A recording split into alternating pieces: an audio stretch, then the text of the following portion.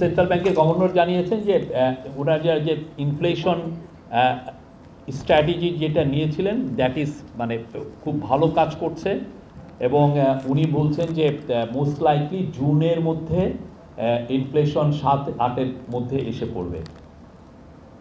এবং উনি বলছেন যে 3 বছরের মধ্যে এই প্রথম আমাদের ব্যালেন্স অফ পেমেন্ট পজিটিভ হয়েছে এবং এটা একটা ভেরি গুড নিউজ এবং at the same time policy interest রেটও দেখা যাচ্ছে যে এটা 0.1% একটা পজিটিভ টেরিটরিতে আসছে। এটা ইটস এ সাইন যে আমাদের ইনফ্লেশন আরও কমবে সামনে এটা এবং আমরা আশা করছি এই ফেব্রুয়ারি এবং মার্চ মাসে এটা খুব ভালো মতো অব্যাহত থাকবে এবং এটার বেনিফিটটা আমরা যারা রোজার মাসে আমরা দেখব। ফাইন্যান্স অ্যাডভাইজার জানিয়েছেন যে ম্যাক্রো ইকোনমিক স্ট্যাবিলাইজেশন বাংলাদেশে ফিরে এসছে। আমরা বলতে পারি এখন ম্যাক্রো ইকোনমিক্যালি এখন আমরা একটা স্ট্যাবল জায়গায় আসছি এবং আমাদের যেটা এখন রিজার্ভ $20 বিলিয়ন সেটা এখন এটা পূরণ করতে পারে 3.5 মাসের ইম্পোর্ট কস্ট এটা মোটামুটি পূরণ করতে পারে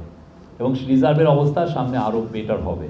তো সেটা নিয়ে এই জায়গাগুলো সমন্বয় করার দায়িত্ব হচ্ছে Bangladesh bank, national board of revenue এবং এক্সপোর্ট প্রমোশন ব্যুরো।